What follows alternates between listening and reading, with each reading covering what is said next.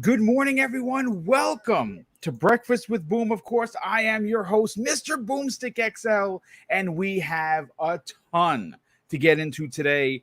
The panel is a little light. I sent a couple of bat signals out there. I don't know if anyone's going to join us. We're waiting on, of course, Dreadpool, which would hopefully be here, as well as BitCloud, who usually gets here right before we go live. He should be here momentarily. From what I understand, they're both on the way. But of course, folks, we are going to be talking about some of the biggest and greatest news to start your Friday off, to start your weekend off on the right foot. And what better place to do that than Breakfast with Boom? Of course, we're going to talk about. We'll get into the introductions, and then I'll give you a skinny of what we're going to break down. First of all, our special guest who always brings the boom with him wherever he goes, including the nastiness for that matter. Noof Nukem, what's up, brother? How you feeling? Boom, kaboom. Noof Nukem is back in the Breakfast with Boom room, and I am dying to get into the topics. It is always a pleasure and an honor to be here. So whenever you send out that bat signal to me, I don my cape and cowl, and I'm ready to scowl, baby. Let's roll. You got Crispy Bomb up in here. So like I said, you got three of the most explosive personalities in the YouTube scene in one same room. So it's never going to be a bad morning.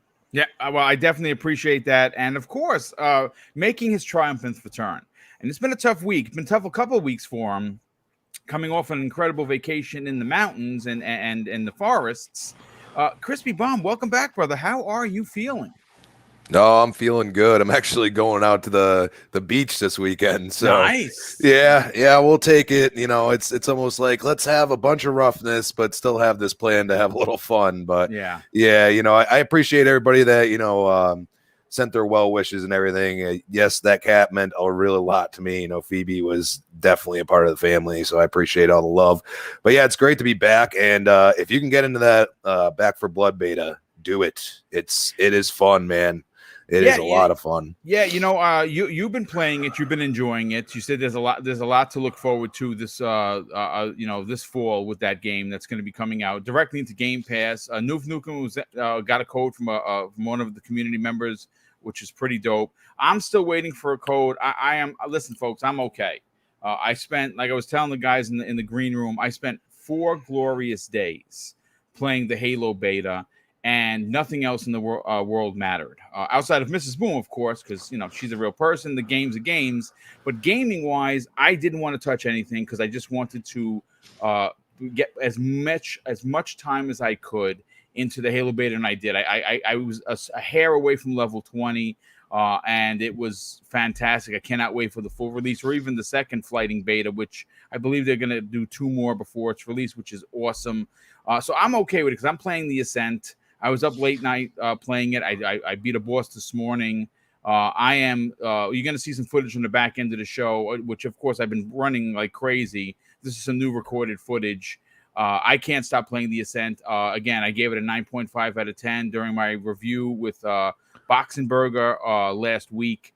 And it's been fantastic. And I have not had any bugs really that have destroyed my gameplay like some others. So, I mean, I guess mileage, you know, may vary depending on what bugs you have. But for me, it's one of my top picks of 2021.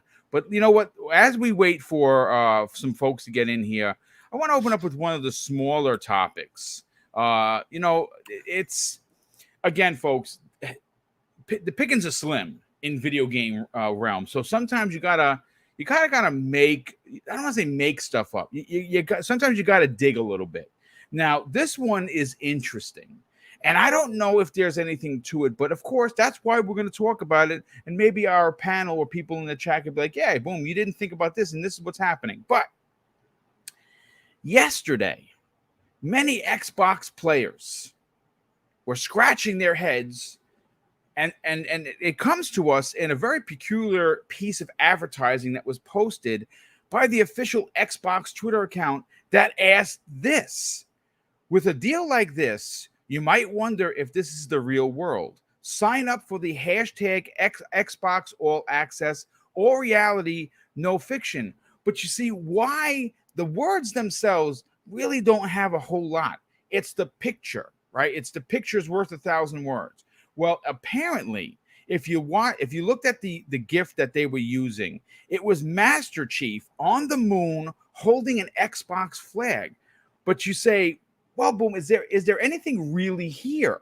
Well, thanks to Brett Bingham of Twitter, and his handle is @BrettBob50, who was asking in the Xbox Factor chat if any Hideo Kojima news was incoming.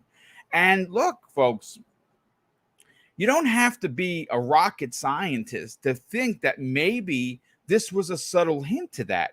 Because if you look at the way the GIF went, and it wasn't like a regular GIF. This is something that they produced to put out there with this tweet. It was a Spartan.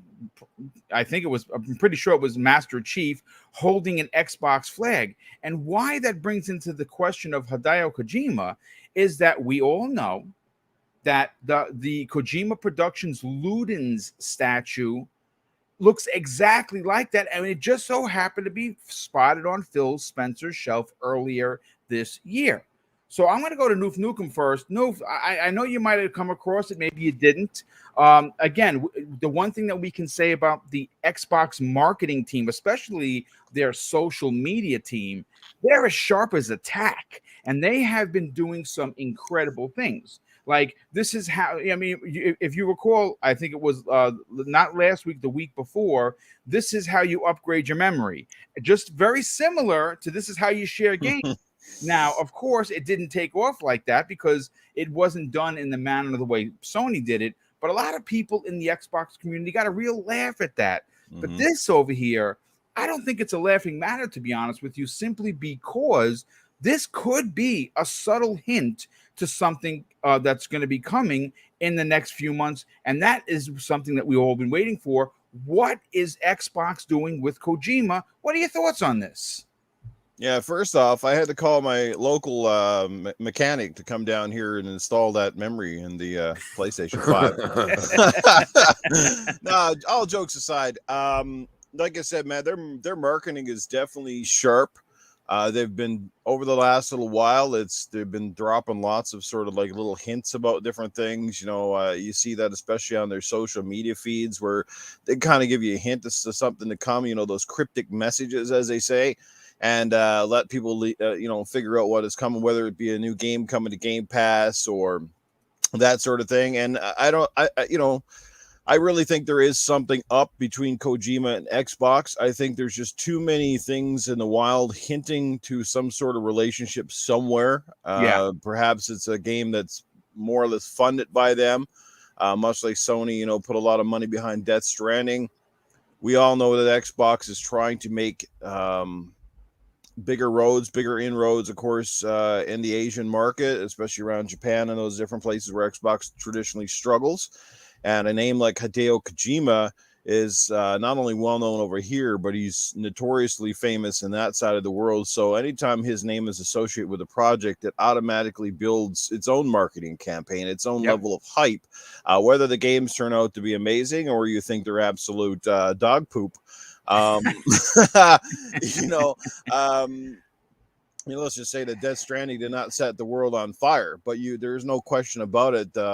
It was a very different game, and it definitely looked amazing. I liked it. Honestly, I liked it more than I thought I would. But with saying that, I definitely think there's something up. We know that traditionally with Phil Spencer now and his little shelf behind him, when you see stuff there's obviously little cryptic messages as well, alluding to something is coming down the pipe.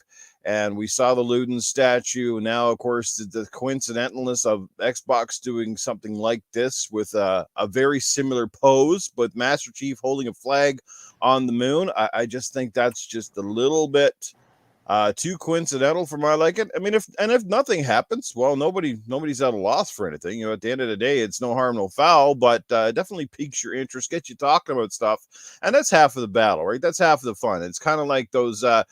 It's kind of like trying to figure out what you got for Christmas, kind of a deal. You got something there. You've seen the package, but you don't know what's in it. So, if they bring a game to Xbox, I think it's going to be cool. It'll be certainly a huge boost. It's probably going to make some people in the community very salty and angry, if he does have some sort of partnership in the work, because traditionally Kojima has been, notorious and associated with the PlayStation brand more than anything. And we see how that goes a lot of times. If you're on PlayStation, you're a genius. If you put something on Xbox, you're a has-been. So, we'll see what happens. That's all I can say. It's I think there is something up, and we'll probably hear something in the very near future here. Yeah, I absolutely agree. I think you're onto something when you say that. Again, I don't believe in coincidences, and only because the social media team at Xbox has really been, on point to get the community involved in the conversation, whether that be, being a little snarky with this is how you upgrade your memory, which I thought was incredible. And it's the truth. Let's call a spade a spade.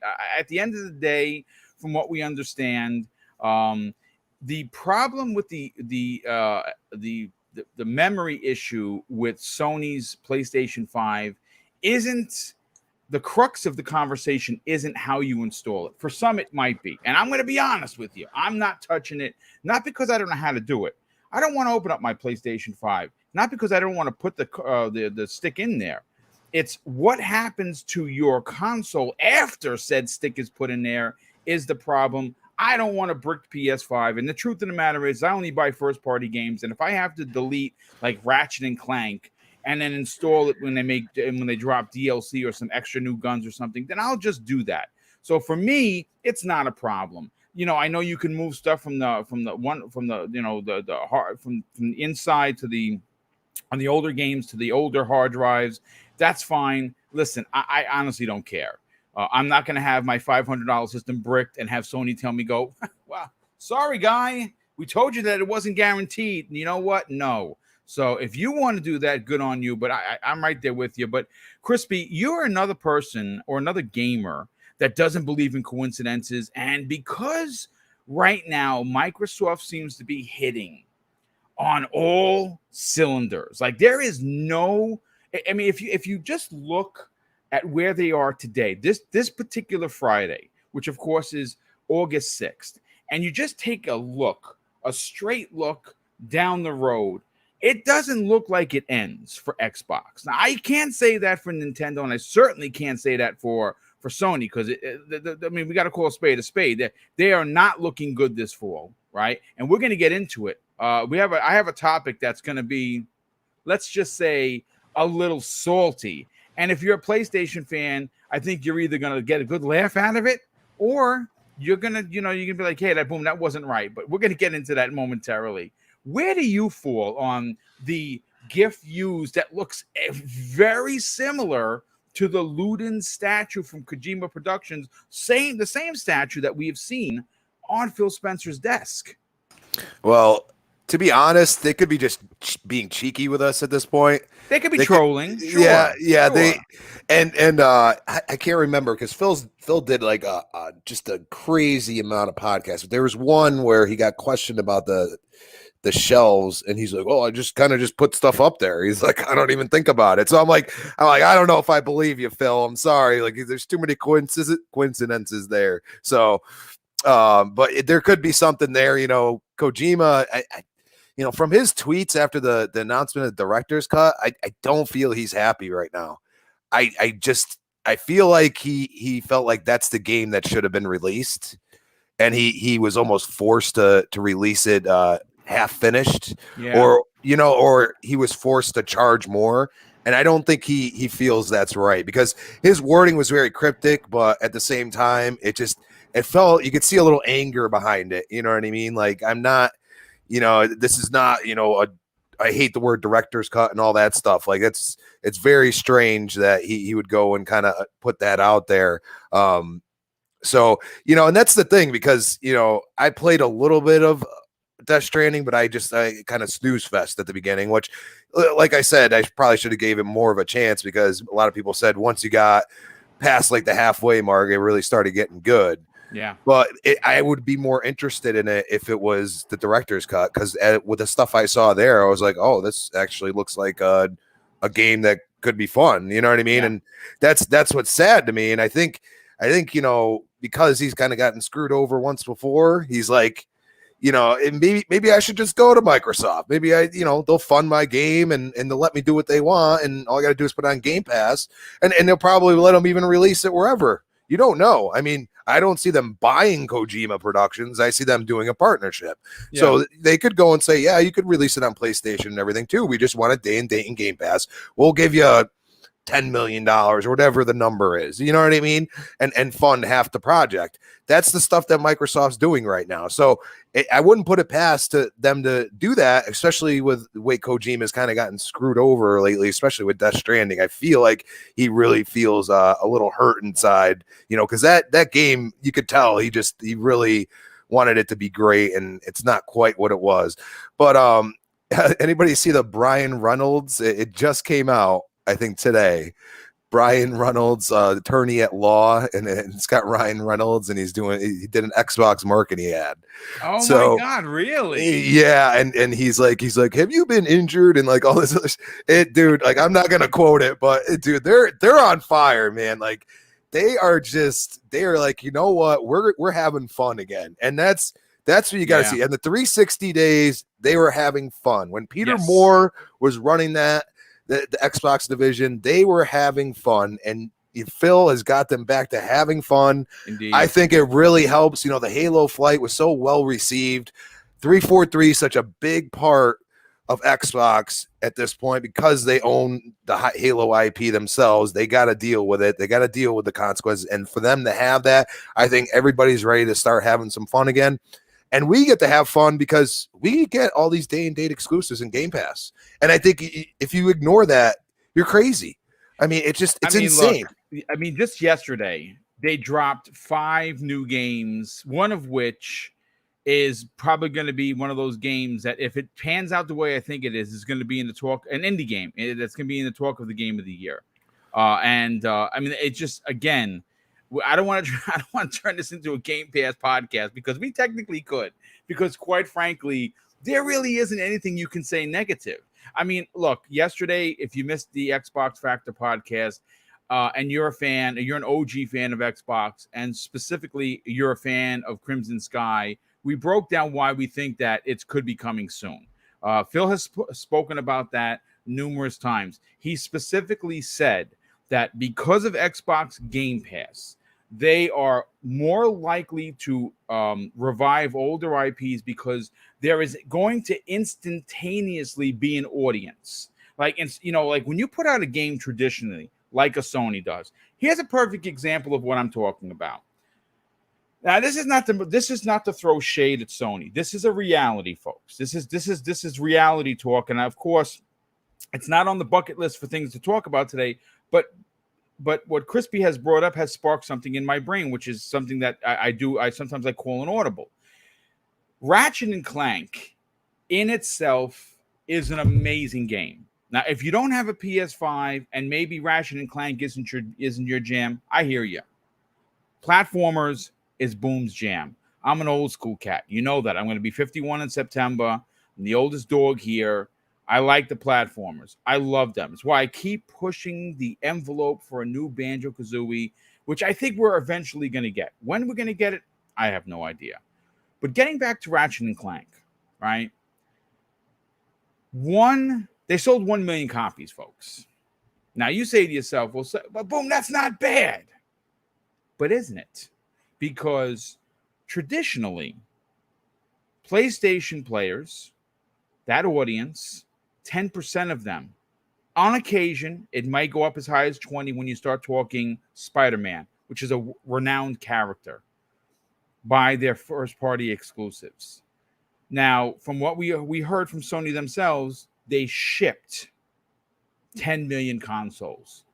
But we do have confirmation that 25% of those 10 million are not activated. Those are not active consoles. Why is that? Well, because they're sitting in Bob's garage and Tony down the block because they have 40 of them and they're selling them for $1,000 a piece. So let's do the numbers, folks. Let's just do the math here. 7.5 million people, hardcore PlayStation owners. And how can I say that without any proof?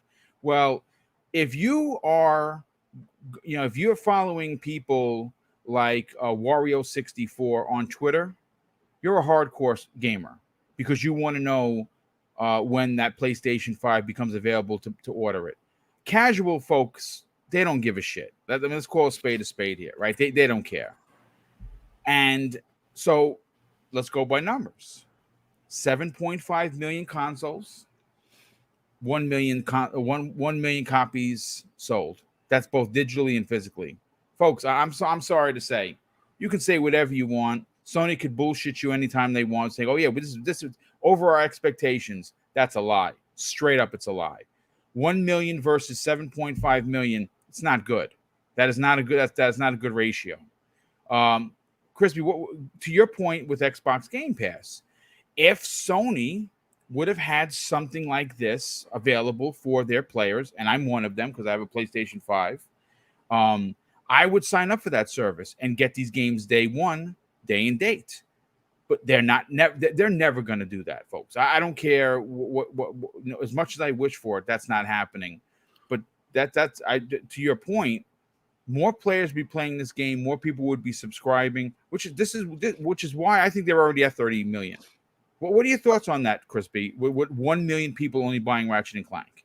And that's the problem because, I mean, actually, that's almost why I feel like a lot of these games are almost shortened. Miles Morales kind of was like everybody said, kind of felt like a DLC. Ratchet and Clank, I mean, I've heard people do it in 10 hours, not even. Yeah. I'm not dissing that. For me, I played enough Ratchet and Clank. It's not a game that I'm like, I need a PS5. You know what I mean? Like I played it throughout my entire life, and it's just like it kind of the same thing, no matter what you tell me. You know what I mean? And we're not talking like 6 of them. We're talking like freaking 18 of them or something. You know what I mean? Like it's just not something that, people are really like, oh yes, it's the greatest thing in the world. Yeah, people can go ahead and say what they want on Twitter. Go ahead. But at the end of the day, if you didn't platinum it like people we know, you know what I mean? Why are you even talking? So, Sony's going to get to a point where they don't know what to do. And I think they're at that point. I think they see what Game Pass is doing to the ecosystem of all the gamers. You know what I mean? Now people are like, okay, Game Pass is not, which we've been saying, by the way. I think every, place I have been, we have all been saying for a very long time, we have been telling you that this is going to be a big deal at some point, and it's going to be undeniable, and you're not going to know what to do. And we haven't even gotten to the new exclusives. Next year is going to be absolutely insane. Bananas. People are going to be selling PS5s to get on Xbox. I'm telling you. Because they are going to look at the value you get with Game Pass, and you pay that $15 and you get all the exclusives. And I don't think Sony financially can do it because I'm pretty darn sure Xbox would be lucky if they're breaking even what they're doing right now. But they're trying to build a player base to be profitable down the road. It's the same thing that Netflix has been doing. Like Netflix, now all of a sudden it's on its own 2 feet. Well, Xbox is starting off on its own 2 feet with Game Pass because they have added all these first-party studios. That is the way they're doing it. They are going to use their own first party to really leverage this as time goes on. And you're going to probably see less and less third-party deals, and you'll see more indie games. They're going to take more risks. And that's, I think, the best part. You get games like The Ascent. I'm sure, Xbox had some funding involved in that. You know what I mean? Yeah. People could say what they want. The marketing was crazy on that. Yeah, and people could say what they want, but at the end of the day, you get games that are totally different because of Game Pass. And I think that value as time goes on is going to be huge for people. Yeah, no, I absolutely agree. And I mean, the value proposition cannot be denied. I think what we're seeing happen with Game Pass specifically is something that we saw. And it was very reminiscent of very early on the PlayStation 4 days. Now, granted, they have given up on indies. Anyone that says otherwise, you're full of S. I'm going to tell you that right now. They basically came out and said, our focus is on AAA bombs, on the game movie type experience. That's a reality, folks. The indies only matter to them if they're hitting those certain benchmarks that go with a Sony exclusive game. Otherwise, indies... They've really been put on the pay no mind list. So what I'm getting at is we are starting to see that the indie games that are Xbox exclusives, like Death's Door, like The Ascent, are the fillers for between the big games. And what happens is they each help each other to be greater, right? Like every time Game Pass makes an announcement, it's 30,000 people favoring it. 30, 40, 50, 60,000 people in the Xbox community favoring it because they know they're getting more games. Now, the word free could be used here loosely because if you technically, is it free? No, but you're paying your $15 a month and you don't have to worry about paying for said game. I can't begin to tell you how much money it saved me. And when you're a retired guy with just one pension coming in, well, folks, then you just do the math yourself. It's the value proposition for someone like me is fantastic. Before I get to Noof Nukem, let me catch up with some of these super chats. The first one of the day comes to us from Drawn TJ, generous friend of the show. He says, "Hi, Boom. Stay cool." Yeah, not today, brother. It sucks here in New York, too. He says, "It's hot today in Washington. Hope Xbox makes a new Crimson Sky and Nexus and Blood Wake. Blood Wake was dope. Blood Wake is probably nobody even remembers that boat driving game. It was like Spy Hunter with a boat. It was dope. I really enjoyed that. And I think, folks, again, this is just my opinion. I could be wrong, and probably I am. But because Phil Spencer mentions Crimson Sky multiple times and Flight Sim is doing really well, I say give it to Asobo. Let that small team use those graphics, those physics, and make a new Crimson Sky, or even remake the original one. I would take that as well.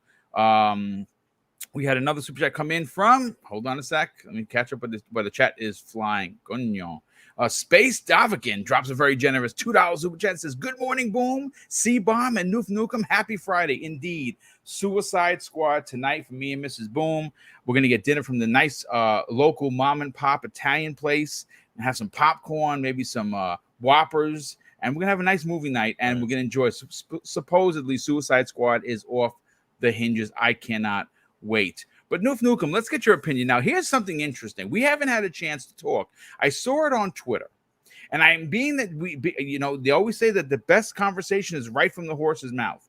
You, sir, have thrown down the gauntlet, and you are now a Game Pass subscriber. I almost fell out of my chair when I saw that. Okay, but again, all jokes aside, when you see something like Sony's, banger, Joe, I owe you another $5. Only sell 1 million copies to the 7.5 plus million PlayStation 5s. That's not good. But if they would have had their own Game Pass service, they could have gotten more subscribers and potentially more people playing the game. Now, the game is gorgeous. I mean, it's Ratchet and Clank. Is it changing the way we game? No, it's a gorgeous platformer, but only 1 million copies sold. As a matter of fact, here's their other big banger. Damn it, it's another $5 I got to give Joe. The word B is no longer is going to be affected here because it's such a kid's word. But the roguelike shooter that launched with a lot of problems, and I'm not sure if this is what happened with it. And it comes from Housemarque. I love Housemarque stuff.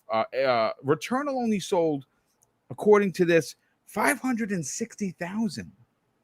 That's a PlayStation 5 exclusive, right? So I mean, that's again not good, folks. If because that's the one thing all PlayStation, and I'm not saying all PlayStation players, the trolls, the ones that like to make trouble in the community. They love to say their first party games are great, and they are. They're fantastic. I'm a big proponent of them. But come on, folks. These are the same people that are probably talking about first party games and only playing NBA 2K and Call of Duty, and probably playing the free Call of Duty for that matter because they're cheap mofos. But what do you think about this? Well, it's a crying shame, first and foremost, because, again, you're talking about some fantastic games. Now, I didn't have the chance to play Returnal. It doesn't look like my kind of jam. But Ratchet & Clank, however, is. I've always loved the franchise. And, and reinvigorated my love for it when Ratchet & Clank, the reboot, sort of came out on the PS4.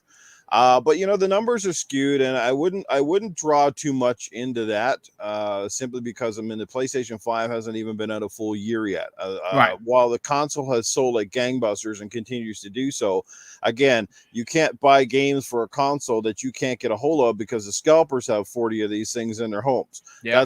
That's one thing. I mean, there's a lot of people out there still to this day. You see them on Twitter. I wish I could get a PS5 and I wish I could buy this game, and they can't because again, these you know, for the back of letter words, these jerkwads are still out there buying this stuff up, and they're doing it with everything. It's not just PlayStation. They're doing it with the graphics cards. I see they're starting to do that, trying to get the Steam Decks now. They're going to load up on those darn things. And you know, with manufacturing being so far behind right now, in all facets of our daily life, it's not just consoles. I mean, we're talking about computer chips for cars. We are talking about sporting gear. We're talking about just about everything right now is in an absolute chaos, because most of the manufacturing plants come out of, you know, Taiwan and China and different places, and a lot of those plants have been, you know, they've been non-operational for a while, or they're basically running on skeleton crews because of COVID. So like I said, I don't make too much into it.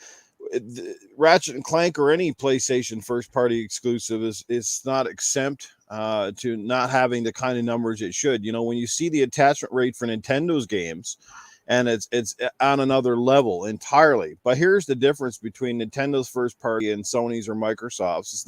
It's not really a quality issue here.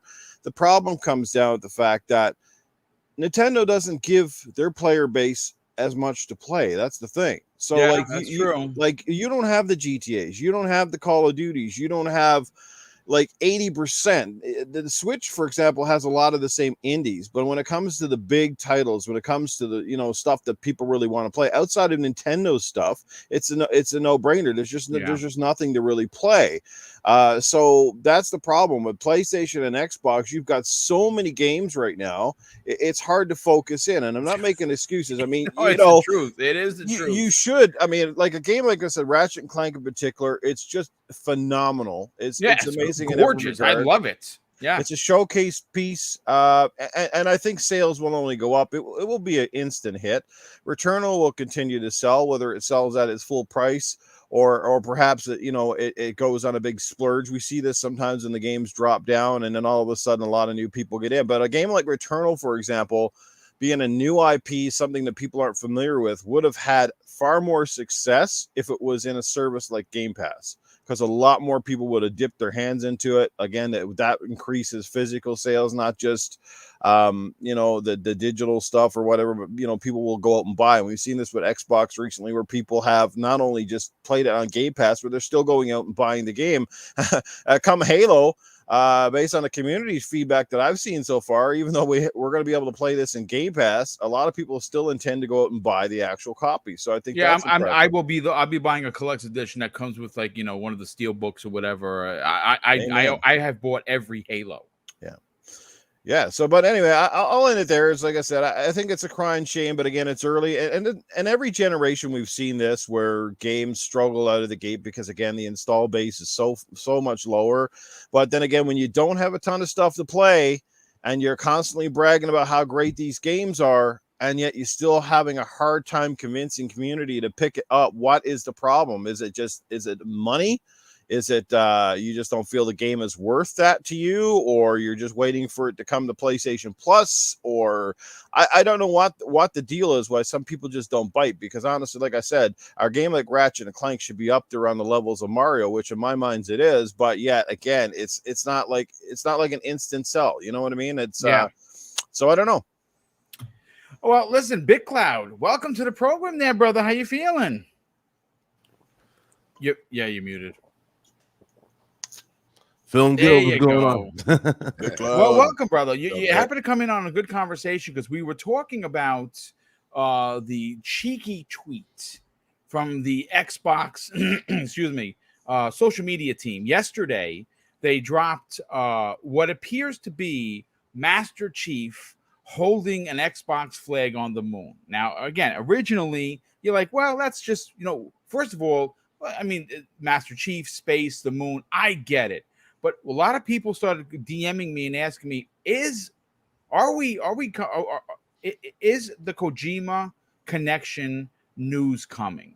And I sat back and I said, I see what people are saying here. It does look a lot like that's like the Kojima Production Statue. And I said, you know what? Again, because they've been so sharp and so on point in recent weeks, months, even to go back as far as a year, that social media team, my God, they have been really hitting on all the cylinders. I'm saying, could this be a subtle hit? Because they've done that before. They've done cheeky things like that on big games coming to Game Pass. They did that with Outriders. If you guys remember, before that was announced with Game Pass, they dropped something in that was very cheeky. People they put the 1 and 1 together and equal 2. And then we started talking about, Game Pass specifically, on why. I mean, I think we've talked about this to the point of nauseum. Why Sony at some point needs to adopt this. Now, what year that's going to happen, we don't know. But I do want to do one thing before we get your opinion on the Ludens thing, folks.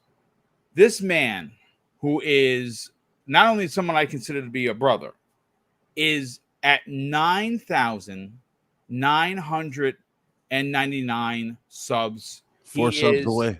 4 subs away from 10K. Listen, I don't ever ask for anything. I'm not an asker or a taker. I'm a giver. But I have to ask for your help today. We have 250 people here. There's got to be 4 of you that are not subscribed to his channel. For me, get over there, subscribe to BitCloud Gaming, and let's get this man past 10K live on this show. Because come on, I mean, folks, it's this YouTube thing.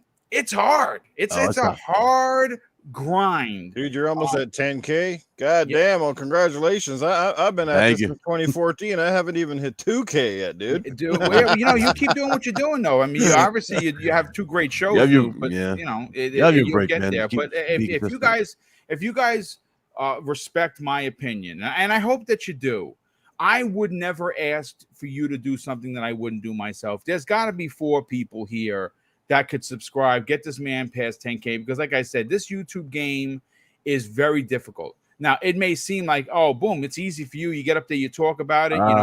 It's not easy, folks. There is a lot of self-giving that you will never see behind the scenes. And there's a lot of work. Anything, listen, to build an audience is very difficult, because you got to, first of all, you got to be personable. You got to know how to talk. You got to know how to articulate. You got to be interesting. You got to be fun. Those are all the traits that BitCloud has. Let's get this man past 10K. And then when you're done getting him past 10K, for the love of Christ, get me past 10K. I'm like 1,200 subs away. Let's go. Yeah, hardest working podcast out here. So, what are your thoughts on? I mean, the one-to-one coincidences, because according to Crispy and myself as well, we don't believe in coincidences, and because they've been so cheeky over at that social media team for Xbox, do you think that we could potentially be getting some news soon on what they're doing with Kojima? At this rate, yeah. I don't know if y'all remember the whole debacle of Crash Bandicoot last gen with the PS4. Remember how there were so many hints and they were just going so many. It's very similar. Like, I remember the silhouette of Crash going to the trash can, or like this is kind of like up there. They're doing all this with like the statue and everything. When you're doing that type of stuff, clearly something is happening. Whether it's a time exclusive, a full-fledged exclusive. I'm thinking it's full-fledged, right? That's what the report was going around for. It's going to be locked to their platform, supposedly. Yes. So yeah. So yeah, this is something that's definitely possible. As far as Game Pass, I mean, we've had this conversation numerous times, and again, we had people pull their hair out over talking about this, but it's not like, again, like I said before, Game Pass doesn't necessarily. It's not like that point where it's like it changes like the whole, like the way people they attack Game Pass. They think it's going to be like this thing where we won't be able to buy, physical media. Right. And I'm like, again, it's never. I don't never look at it like that. I look at it just an option to get into a game, kind of like being a quote unquote beta tester. If you don't necessarily, if you might not be fully committed that you want to pay 60 or in this case $70, because eventually it's going to be $70 for everything. So this is where it really starts showing its value down the road even further. I mean, it's already showed in now. now. You got so much games at your disposal. A lot of people don't even know what to play. That's the crazy part. Yep, that's exactly the problem. Yeah, that's the issue. So you clearly got value in Game Pass. It's just people don't want to give props to it, and they also, again, like I said before, even Crispy knows, because me and Crispy we went at over this one, but we had to. But when dude was crying about the whole MLB The Show thing, yeah, clearly you want a Game Pass model. So again, it doesn't hurt nobody. Breaking news, BitCloud, your 10K subscribers. Oh man, thank you. 10K subscribers. I just went to the site. You are officially a 10K man. Congratulations, brother. Congrats, man. Not be happier that you did it live on this show, because it's well deserved. You work really hard. You have some incredible guests on your show. Listen, dude, 10 freaking thousand. That's a business. I got goosebumps, and it ain't even me, brother. So congratulations. That is a really impressive accomplishment. I want to congratulate you, BitCloud. It's fantastic when they're here watching and listening to the show. Boomstick, keep doing what you're doing. Keep promoting all of these guys. BitCloud, you keep getting out there. You're preaching the good preach. Do it. Keep it going. Everybody in the chat, you awesome. Support these guys. They're amazing. Well, thank you, Arnie. I definitely appreciate that. I didn't know Arnie was going to jump in so early because I didn't know your flight came in. We're going to bring you back in a little bit later, but thank you, Arnie, for that. But yeah, congratulations once again. I'm with you on the Game Pass thing. Look, here's the situation. Either you love it or you don't. I honestly, if you're an Xbox gamer, I find it hard to believe that you don't see if you don't see the value. For me, I'm perplexed. I'm not going to front. Is Sony ever going to adopt something like this? It's hard to say with Jim Ryan in charge. I wouldn't even say that, Boom. Well, I didn't want to cut you up. I wouldn't even say that, though, honestly. I think it's possible with Jim Ryan, because remember, Jim Ryan's looking for growth. That's the biggest thing that you keep looking at. You are true about that, but to me, listen, I don't follow everything Jim does. That's true. He seems very nonchalant. He's a traditionalist. And I think that he will continue to do what works. Now, again, Ratchet and Clank, only 1 million sold. I don't think that's good. I think that could have. Here's a perfect example of how the Game Pass, and Newf, you started talking about this, which is very interesting. You said that with a Game Pass type service, what happens is it's FOMO, right? People want to be involved in the conversation. And what happens with Game Pass is you're going to get your Game Pass crowd to download said game. But what you said makes sense. It sparks sales in the physical copies, and we've seen that happen. Now, I don't think there's a physical copy for the Ascent, but here's something interesting. We talked about it yesterday on the Xbox Factor podcast. Game Pass day and date, available on PC and Xbox. Well, Curve Digital, they've been around for a very, very long time.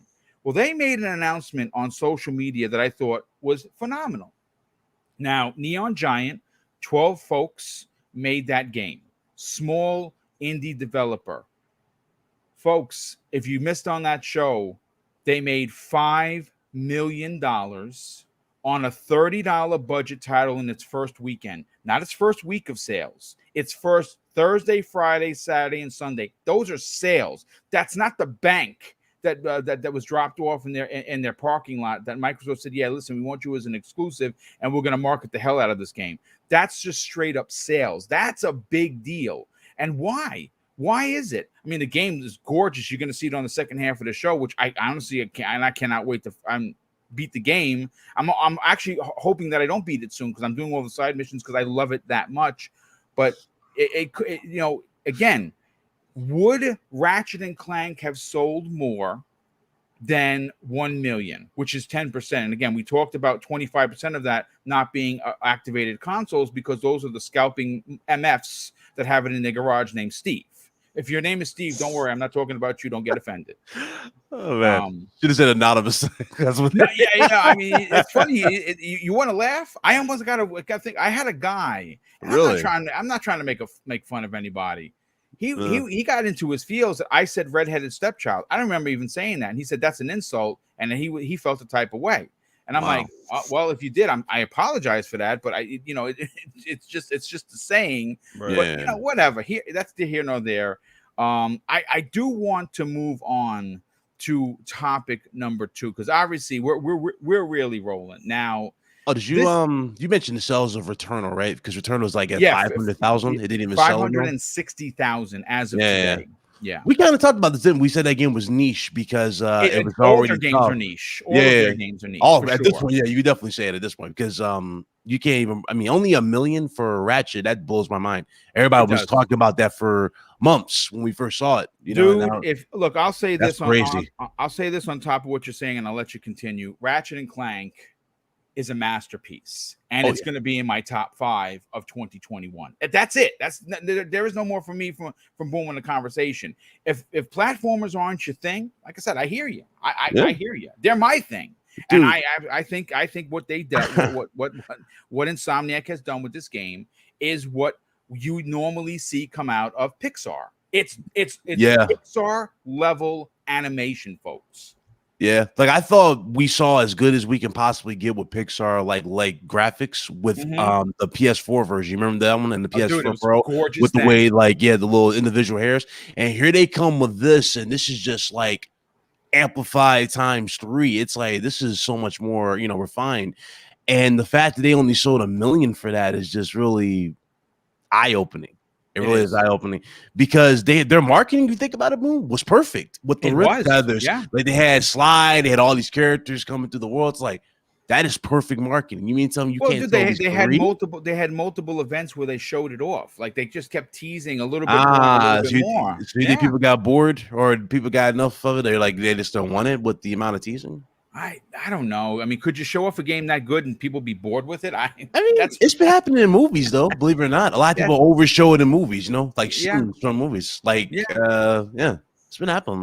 Like Halloween Kills, that movie. That's. I mean, it's Halloween. I mean, you know what's how it's gonna end. How many people are gonna die? It's just Halloween. I mean, come on. But listen, folks, I got this is an exciting topic for me. Because I'm all about this channel is a supporter of the indie community in a big way. With me, I have always played games, offshoots, games that are a little bit weird that people don't care for, big AAA bombs, and of course, indies. And 2021, you've heard me talk about this. In fact, we talked about it on last week's one of the Xbox Factor podcasts. 2021 has become the year of the indie. As a matter of fact, I don't remember a time that there has been so many indie games, and I'm not just talking about that someone made in their basement and they have 2 people making the game and they just throw it up on the Switch store or the PSN or Xbox. I'm talking about high octane titles that the community themselves has sunk their teeth into. We have seen it with The Ascent. We've seen it with Death's Door. We've seen it with a few other ones that they escape me. If you remember, I might throw it into the chat or throw, the panel to talk about it. There is one game that has captivated audiences, young and old. And folks, I'm talking about 12 minutes. Why? I'm getting goosebumps. I'm getting goosebumps because this is a game that takes place what looks to be a square, right? But it's the story. I mean, it's a top-down perspective thriller. Let's talk about the top-notch cast of voice actors. How Annapurna Interactive, who is publishing this, got these actors, I'll never understand it. But the game is being made by industry veteran Luis Antonio. And obviously he was backed by Annapurna Interactive, who just had their show. What's interesting, folks, is that we have all been holding our breaths. When is this game going to come out? Well, folks, the official Twitter account of 12 Minutes dropped a megaton yesterday out of nowhere. August 19th, folks. That is in a couple of weeks. 2021, the indie darling that many are expecting, including myself, to be in the Game of the Year talk is coming to Xbox Game Pass day and day. And here's something that's very interesting that you may not know about 12 Minutes. Not only was the game made while observing COVID portions, but it features a complex narrative with plenty of emotional range from its characters. And what's unbelievable is, of course, who they were able to get. And I mean, listen, what could you say about a cast that is as stout as the one that 12 Minutes has? Now, this is a game being made by one person.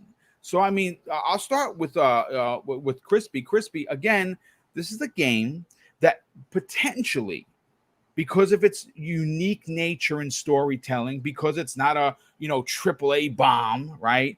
People, gamers, old and young, men and women, may have passed up on this, but they find themselves in a unique position because it's coming into Xbox Game Pass day and date. And what does that do? We know that they're at 25 million people that could potentially get their hands on this game. I can guarantee you're going to get people to play this game that were like, yeah, you know what? I didn't know I wanted it until I started playing it. What are your thoughts?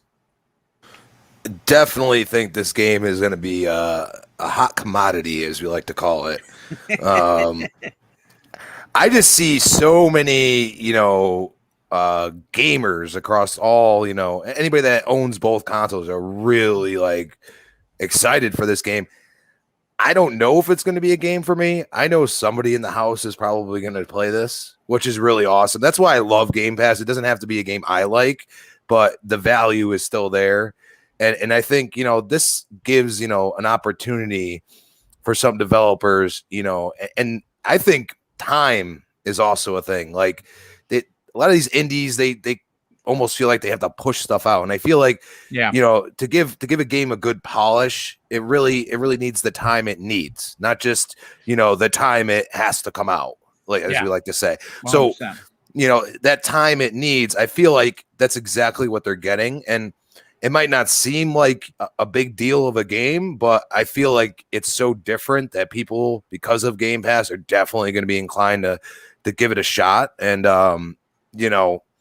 it's just a weird take with a huge cast. I mean, didn't really expect some of those names there. And I'm like William Dafoe. I'm like, okay, like this is, I was like, wow, these, but you got to think right now, like a lot of these actors, they don't have a whole lot to do. No, you know what? To your point, James McAvoy, obviously we know who he is. Daisy Ridley, we know who she is, and Willem Dafoe. I mean, wow.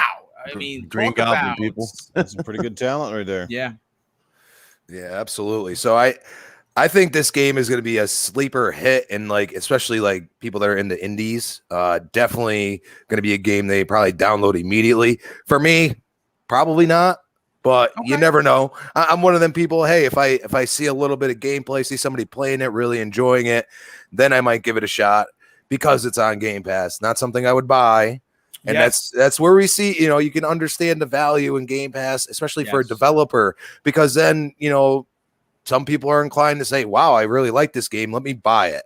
Yeah. You know what I mean? And I think that's something that you just don't see accepting Game Pass right now, that like people are just like, yeah, let me support this dev. This is an awesome game. So looking forward to seeing everybody's reaction to it. And it's something that, I think we're going to continue to see throughout this, especially this generation.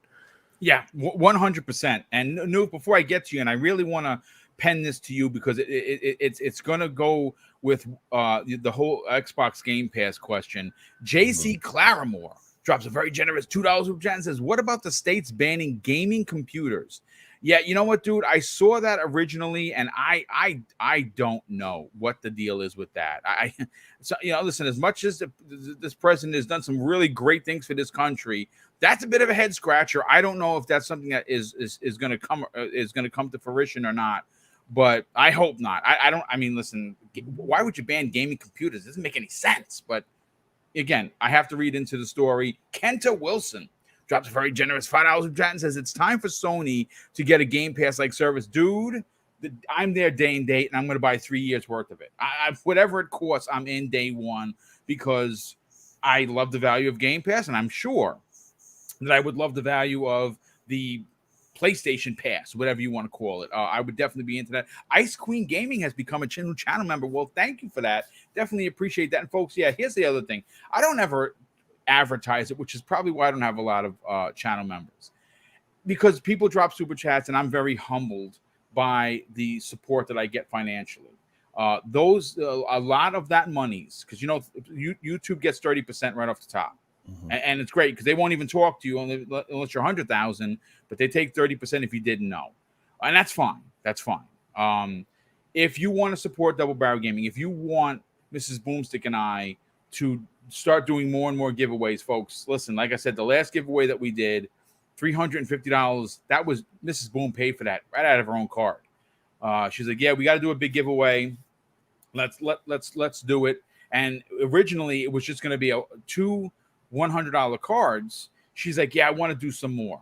And she dropped another 4 cards, 2 for 50, 2 for 25. That's out of her pocket, folks. So we can't do the big giveaways, and we're going to be doing a couple towards the end of the year that we always do. Christmas with Mr. and Mrs. Boom. We've been doing that this summer, our 4th year doing it. And Boom's birthday bash, where it's my birthday, but you guys get the presents. We're looking to do something big. If you want those things to continue and you want to support Double Barrel Gaming, consider just subscribing. The badges are really dope. Those were made by Dinero Primero, and they're all original. And they're pretty. A lot of them are Xbox related because I'm an Xbox guy. But if you want to support Double Barrel Gaming, there's 2 ways. There's 2 tiers. One's 5, one's 10. And obviously, when we have enough supporters, we can do the big giveaways. But I also had Christopher Jetzer.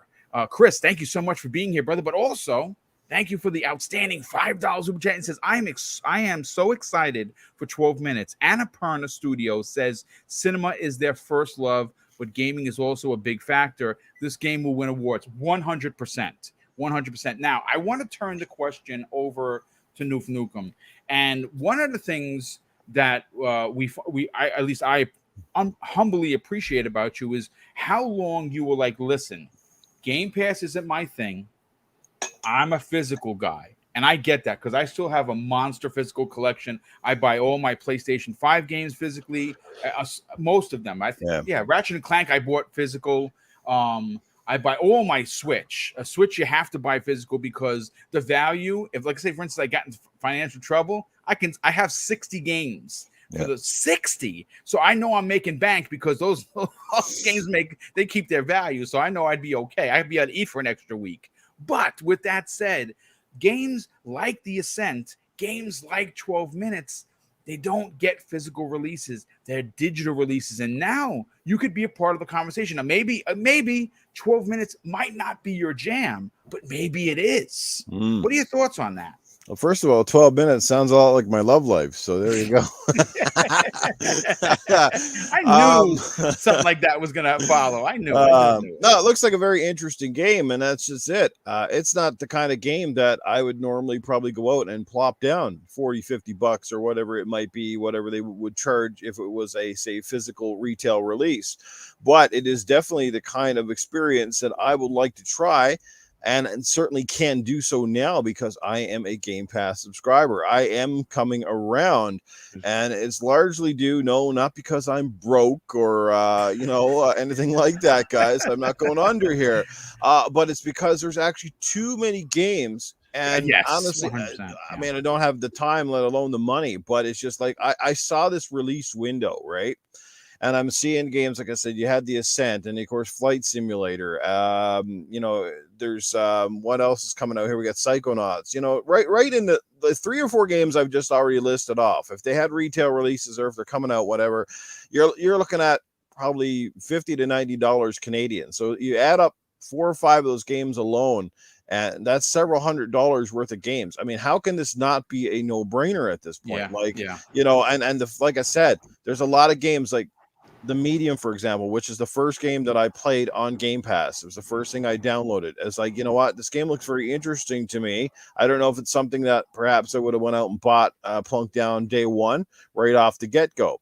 Does that mean that the quality of these titles is not up to snuff or anything else, or that these games are not worthy? Absolutely not. But here's how I look at it, right? When it comes to Game Pass versus your traditional model, is that in order for these services to be successful, they need plenty of content. We see that with how Netflix goes. And yes, they're vaguely related, but they're obviously very different services. But the premise remains the same. You got to have content, right? And I can compare that because if I look at Netflix and then I look at the HBO channel or whatever that I have up here in Canada, it's called Crave, right? One of the reasons I just got rid of Crave because it was paying too much money for it, and there was not even a fraction of the content in there that Netflix had.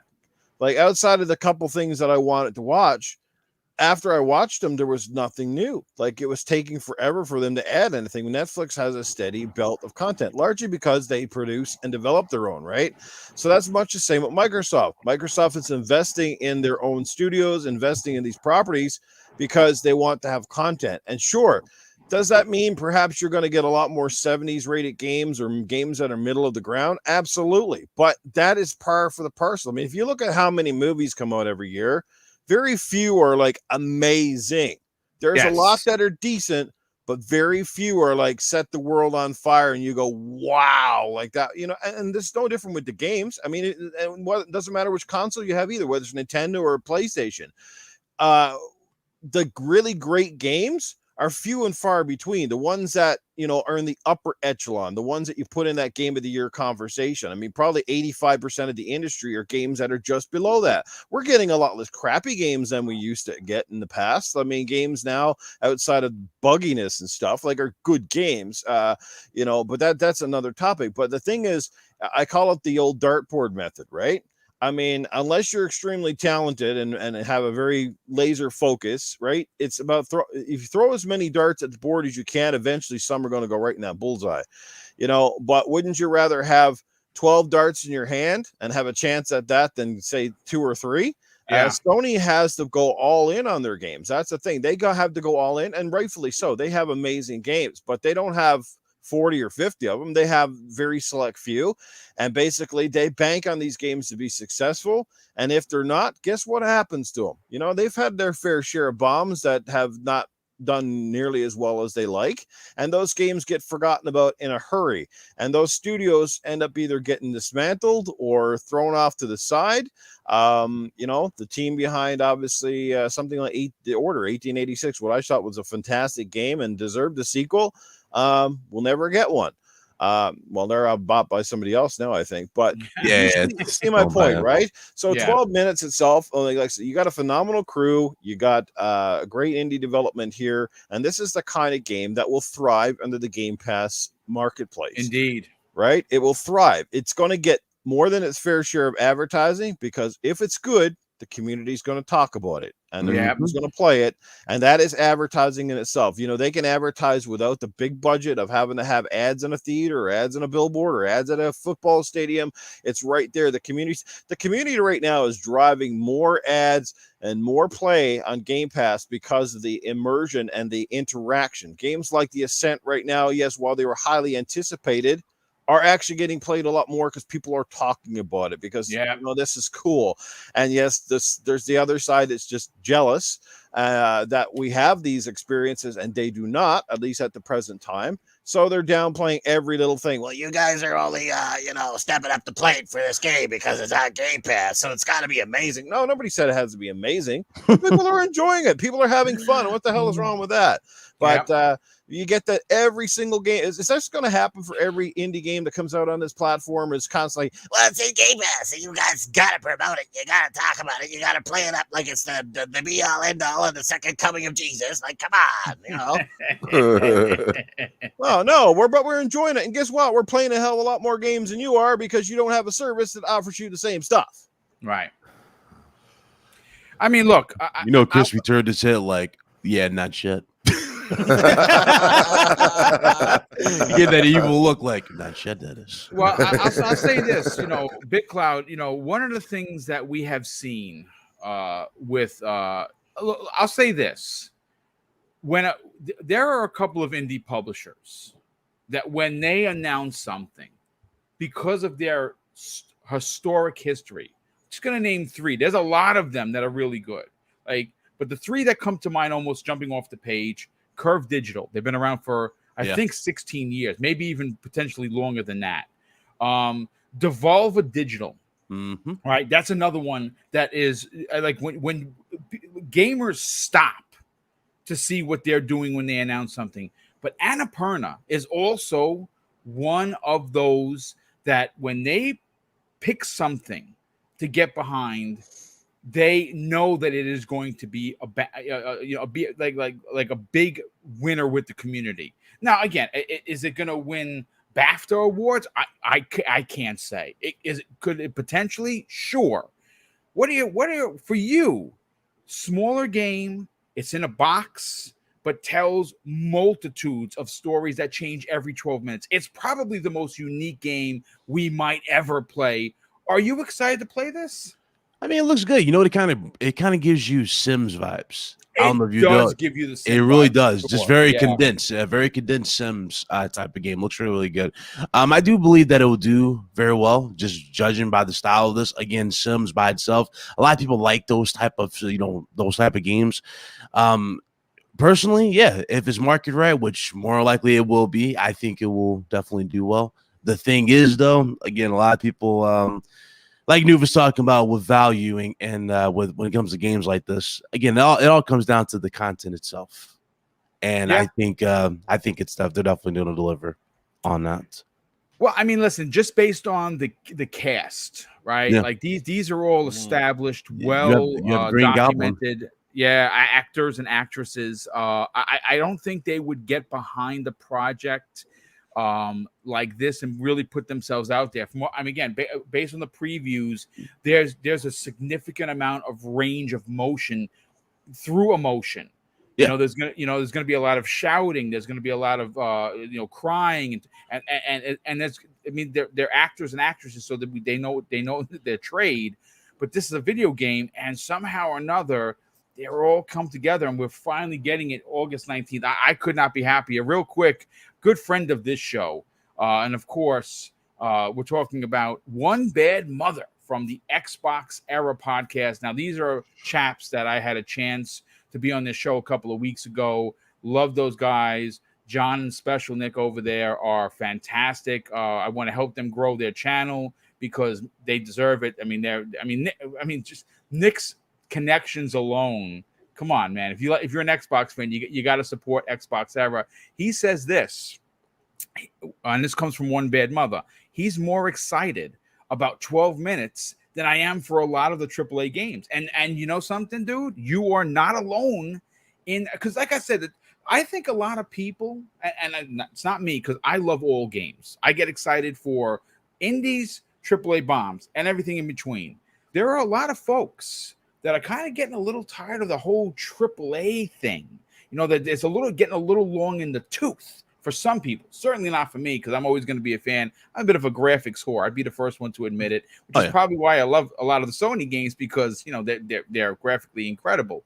But listen, folks, again, 12 minutes, releasing on August 19th, 2021. Isn't this William Dafoe's first game since Beyond Two Souls? I believe it is. He hasn't been in a game in quite some time. Yeah, because Beyond Two Souls had mixed reviews. So if this does really, really good, has a really positive rating. I mean, what a way to come back if you think about it, because he's already going back to he's going to be back in the MCU with this whole Green Goblin thing. So.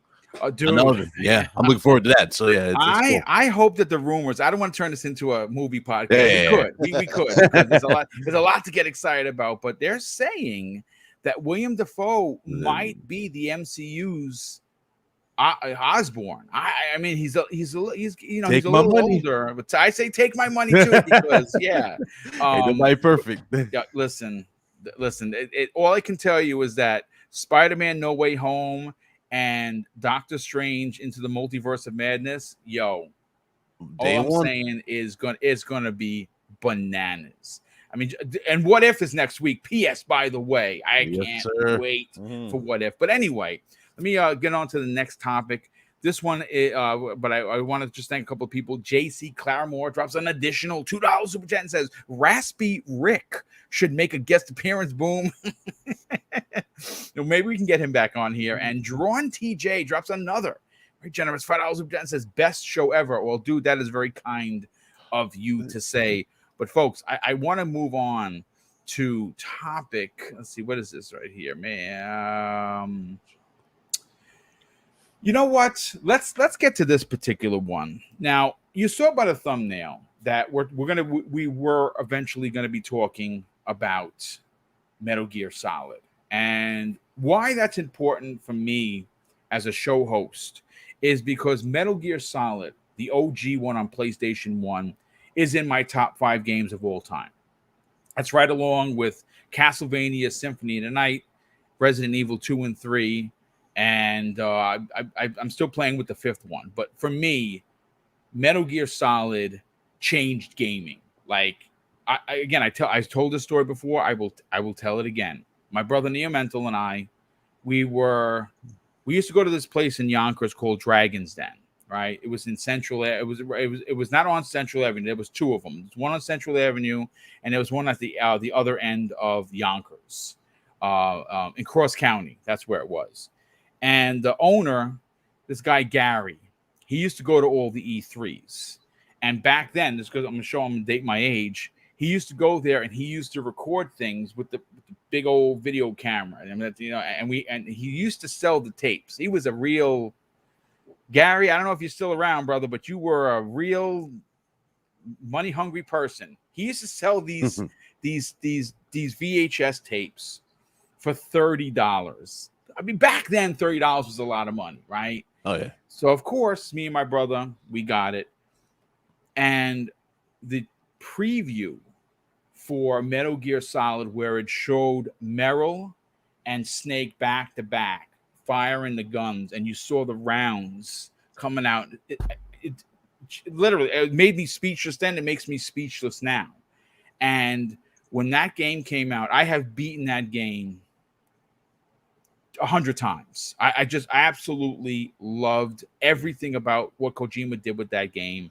And I didn't beat Twin Snakes as much on the GameCube. I probably should have. I still own the game.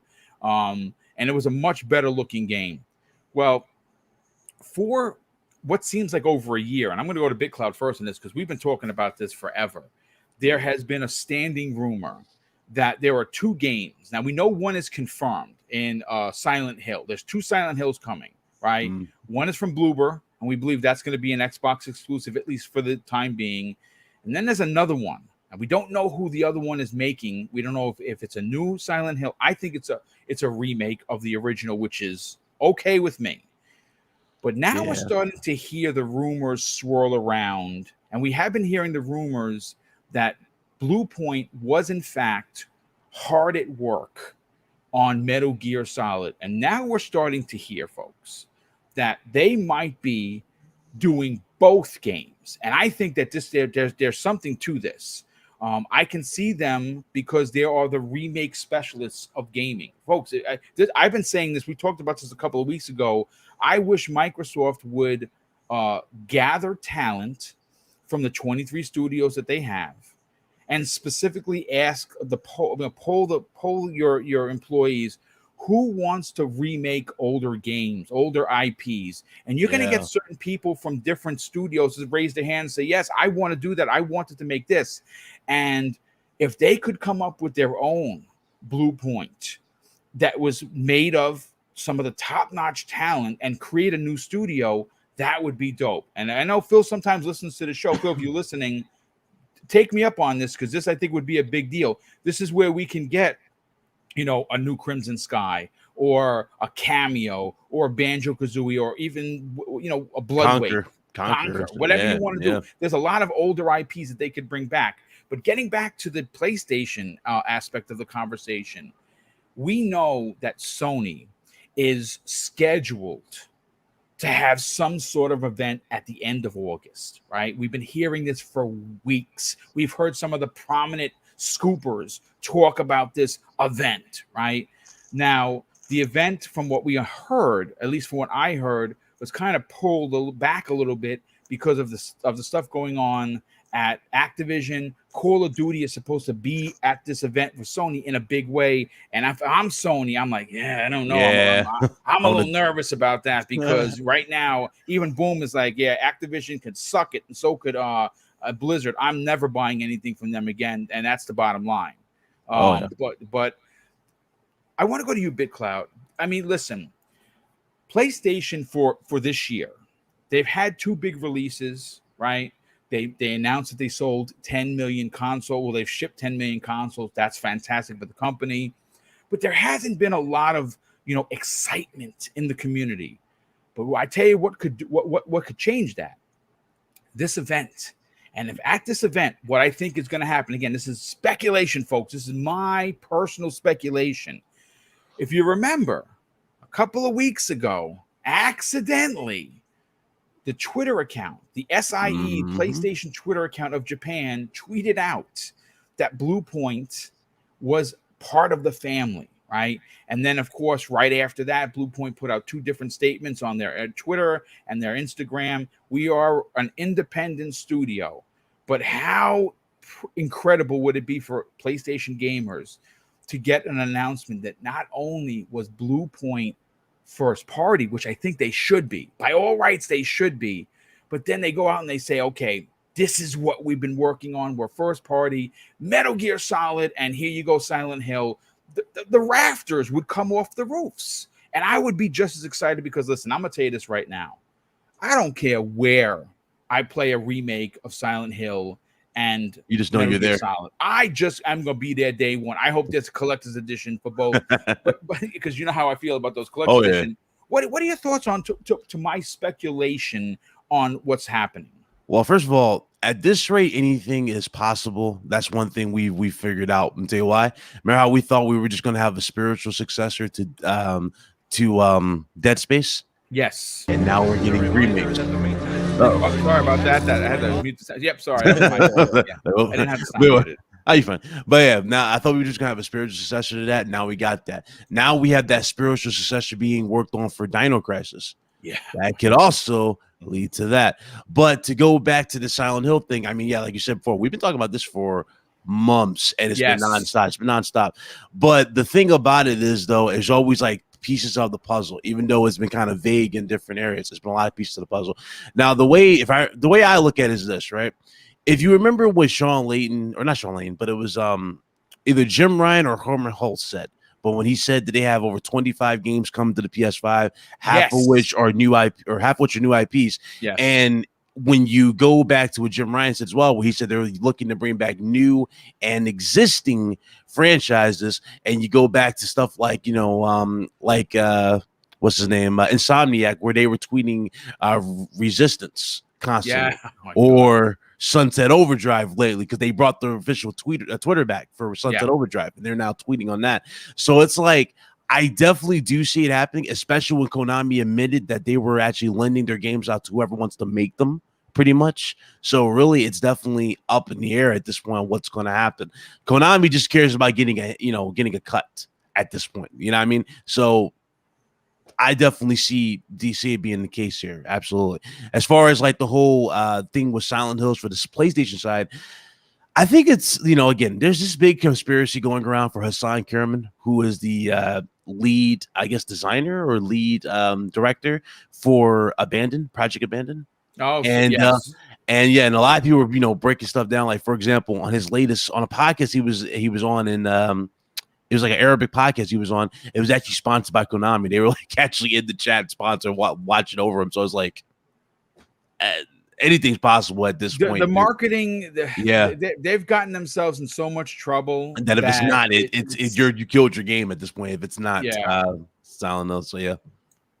Oh, look, I'll say this, real quick. Mr. Kima in the chat says everyone doesn't want a remake of old games. Yeah, I hear you. And if you're one of those folks, you know what? There's plenty of new games for you to play. But I'm an old dinosaur, and I like older games, and I want to see them revived in new ways. And you know what? The truth of the matter is, we can't, as great it is as it is to play new IPs, and it's great. You can never forget where you came from. And I think Metal Gear Solid is one of those games, one of those IPs, one of those franchises that I think the gaming world would be better off having, even if it's just a remake. Maybe we don't get Metal Gear Solid MGS6. I don't know where you go from 5. And without Kojima, do you really want that? Well, I honestly don't know, but I know I want the original MGS remade, and if anyone's going to do it, why not Bluepoint? Because quite frankly, they are the masters. Dude, 1 through 4 would be enough for anybody, period. Especially if you go into 4. At this point, I would just take 4 as an HD remaster, because if you didn't play 4, yes, 4 was dope. You missed the damn masterpiece. 4 was dope. Dude. That scene when Raiden first comes in the frame and he, dude, I still remember it. It's so freaking good. So I mean, listen, I hope there is some truth to this. Nukem, let's get your opinion on this. Listen, Microsoft has been hitting on all cylinders, right? They just announced, which we're going to get into more specific detail because I have a lot to say about this. And you know what? I hope someone from Xbox is listening regarding their next Twitch event. Which, if you know how the last Twitch event went, Boom wasn't a fan.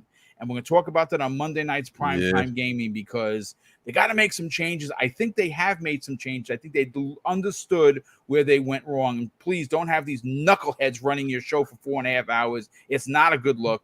It's terrible. It's not just that, though. It's just presentation. Remember, make it feel important. You know what I mean? Like, make it wow us. Basically, what I'm trying to say. Have it, like, really feel special. You know? No, 100%. And hopefully we will be getting that. But Noof, hearing that or seeing Microsoft hitting on all cylinders, Sony has been dragging their heels a little bit. And it's probably because a lot of their big AAA bombs aren't ready. And we know that because God of War isn't coming out until next year. Horizon Forbidden West is coming out first quarter of 2022. So they haven't had a lot to talk about, right? What are your thoughts on the potential of a late August show, kind of stoke the fire before the Game Awards in December, and tell people, hey, Bluepoint, now first party, and these are the rumored, no longer a rumor, they're working on Metal Gear, they're working on Silent Hill, get ready, it's going to be amazing. Well, it would be huge. Obviously, those two franchises are some of the most well-known franchises in the gaming industry today. They are beloved by many. And you know what? The other downside of things was, you know, those games were great even back in the day. But can you imagine how much better they would be on a new engine with a new graphics overhaul? I mean, the stories are in place, but just imagine. You know, we've seen what Bluepoint can do with various, you know, remakes. We're not talking about remasters where you just up on the resolution and changing a few things here and there. We are talking about remakes, you know, where the game gets an overhaul from top to bottom. You know, like I said, it can be it's not only great fan service to those who love the franchises, like we saw with the Mass Effect trilogy, you know, a homage to those who've stuck by the franchise, but it also brings a lot of new people in, right? That's the thing. And it's a great way to gauge whether there's enough interest to perhaps throw down, you know, $150 million to make a new property, that sort of thing, gauging on the interaction and stuff like that. And I hope we do see a couple of these remakes of these beloved franchises. I think it would be a huge boost. It certainly would be a tide me over for Sony. Something to keep the hype train rolling as PlayStation gathers steam and hopefully can get more consoles into homes, while of course they wait for their own first party stuff to land, like God of War, like Horizon and stuff like that, which obviously are not coming out till next year. I definitely don't think Horizon Forbidden West is dropping here in November or whatever. It'll probably be early next year. So, you know, like I said, they're in a pretty good position. I don't feel like they've got to throw out all of their cards. Microsoft has been hitting on all cylinders, but Microsoft has, like I said, they're playing a different game of ball right now. Everything is behind Game Pass. They're trying to bring people into the service. They're tiding people over themselves with games like you see on the screen with the Ascent. A lot of these fantastic indies, not to mention some big hitters as well. Hopefully Psychonauts comes out to phenomenal success, and you know, and that's it. Psychonauts is also coming out on the PlayStation platform, so people can go play that game there as well. So that's a big boost for them. Of course, Deathloop coming out here right away. You know, that could be a very solid title heading into the fall, which is kind of funny now, you know, looking at it, right? It's basically a Microsoft title carrying the flag for Sony into the fall. kind of deal. But yeah, like I said, I would love to see these games come back for sure. Metal Gear, it was one of those franchises for me. I got into Splinter Cell kind of immediately, but when it came to Metal Gear, I was a little late to the party. I didn't get into a lot of the first games outside of the NES endeavors back in the day. I just kind of missed over those games. So I would definitely be interested in going back and revisiting that franchise, like I said, with a new coat of paint. So if they got them coming out, fantastic stuff. I think they'll do extremely well, and like I said, it'll definitely sort of carry the torch into the fall for the PlayStation brand, and just another feather in the cap for Bluepoint, who just continues to impress with everything that they seem to touch. Absolutely, and I think you're onto something with that. With Bluepoint being considered the masters of gaming. Who better to touch? Remake studio. Yeah, I mean, who better to touch OG PlayStation franchise? Like I said, I understand that later on, Metal Gear was on Xbox. Metal Gear was, of course, on the GameCube with the Twin Snakes, which was a great rendition, probably the better of the releases of everything that they were able to add for it. But with that said, these are considered by many, including myself, to be PlayStation franchises. That they really are. Now, I mean, again, some people will disagree with me on that, and I hear you. But Silent Hill, Metal Gear Solid, Resident Evil, these are all games that saw huge success on the PlayStation 1. Yeah. And when I think of those two particular IPs, those Konami IPs, I do think of PlayStation. So I have zero problem with them being exclusive to that, because I play on PlayStation all the time. I'm just going to have to play it there. Now, again, I'm not a huge trophy dude. I like them. I'm more of an achievement guy, but like I said, I'm a huge fan of Silent Hill. I'm a huge fan of Metal Gear. Would love to see it. Crispy Bomb, getting to the point of Bluepoint Studios. We know that they have the magic touch, and what's more important in the conversation is how dedicated the studio is to bringing older IPs brought back in a new way. The love and care that they show for these titles that they take on are unlike anybody else. What are your thoughts on the potential rumor that there is a late August event for Sony, and that at this event they announced these two games coming out to kind of get people excited about PlayStation again? It would make sense. I will say, like, I'm with you, Boom. Xbox does need a studio to really do some of these things exclusively. I think that would be a really smart move. Metal Gear, I know I played one of them, but dude, you gotta realize, man, this is why I say games like this are definitely ones that deserve remakes. Even Silent Hill, like, these games came out so long ago. I don't even remember when I played it. I don't remember which one. Like, even the Splinter Cells, I know I played like half of them, and the one I remember is Conviction, because that was felt like the most recent one. You know what I mean? So you pulling on the heartstrings with that one, by the way. Yeah, well, and that's something that, like, it was the pack-in game for when I got it, because I had the Red Ring of Death, which I think a lot of people got to realize right now Xbox is in a good place because they haven't had any of that BS happen, and right. that's a really good start. So you look at that and you say these games are worth remakes. This is where I get kind of, in a tizzy about, these director cuts they're doing right now. These games just recently came out, man. Like, what are you doing? You got all these great IPs.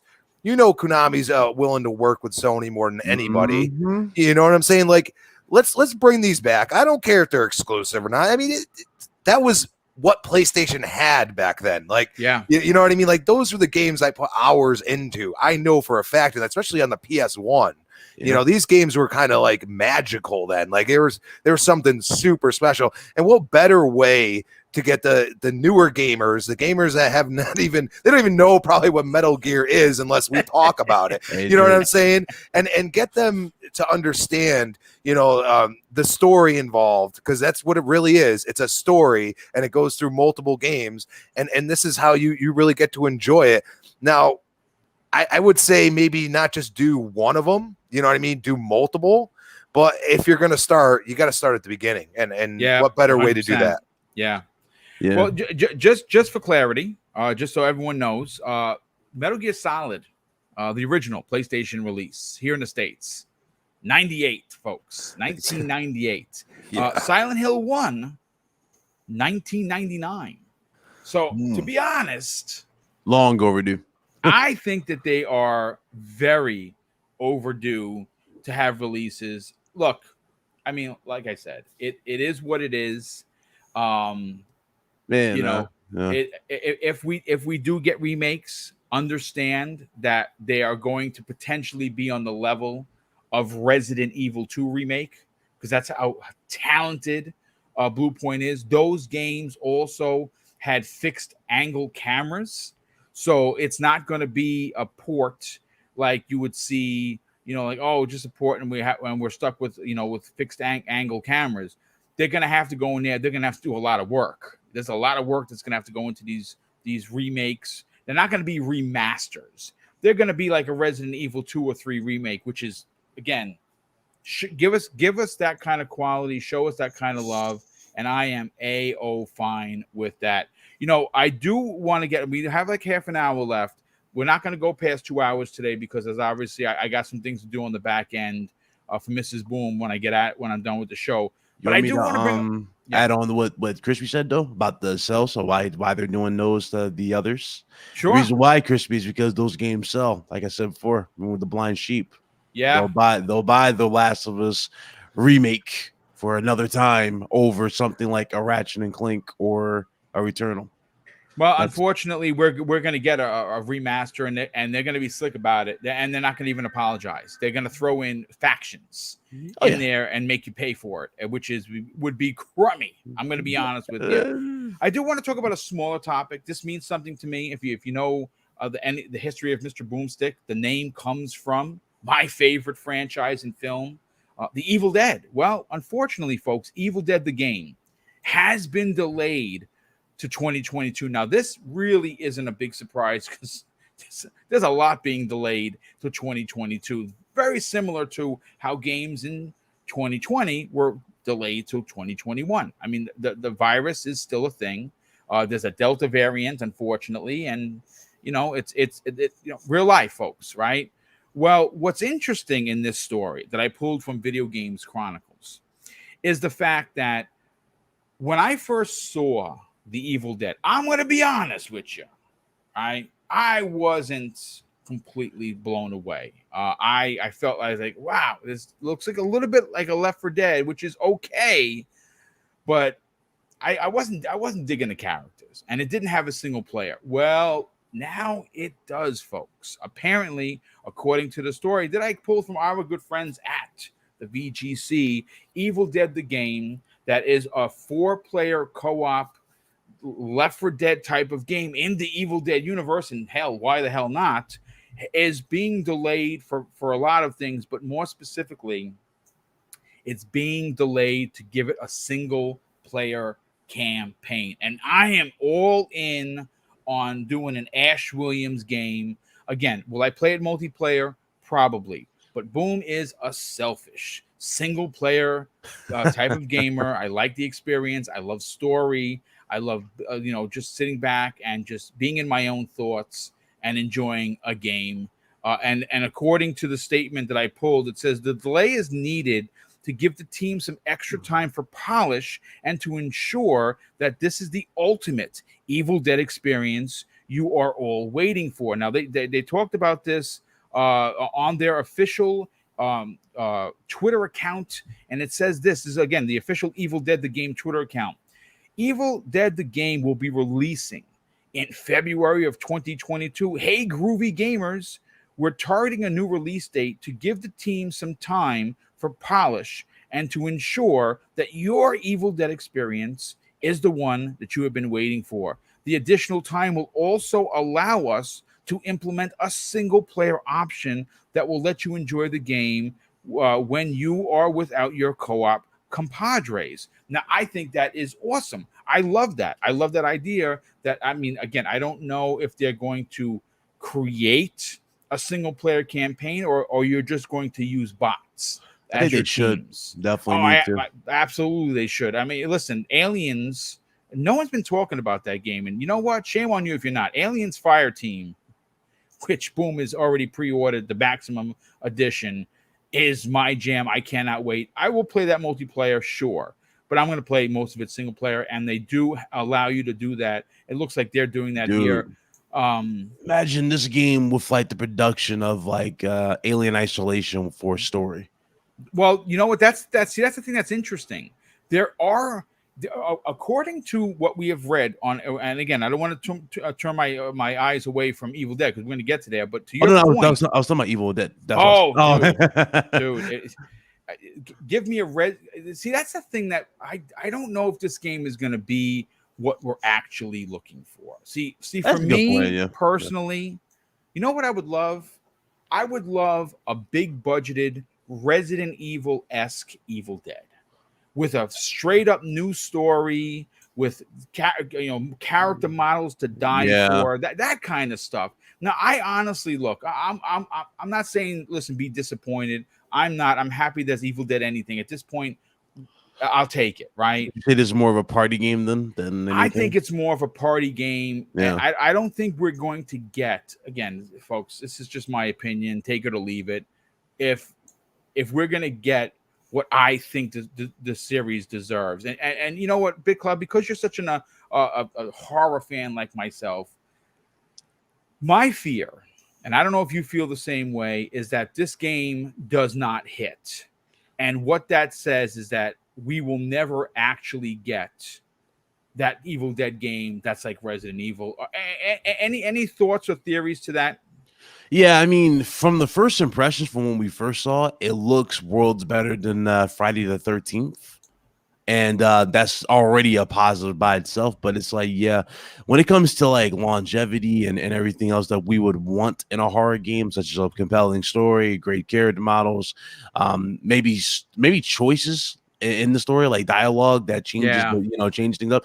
We're not. I don't think we'll ever see stuff like that. Like I remember when we had Gio Corsi on the channel, and I mentioned. I don't know you remember. I mentioned. Ghostface. Remember Ghostface? I was like, "Yo, Ghostface would be a cool game." He's like, "That'd be interesting." I'm like, "Yeah, have it be."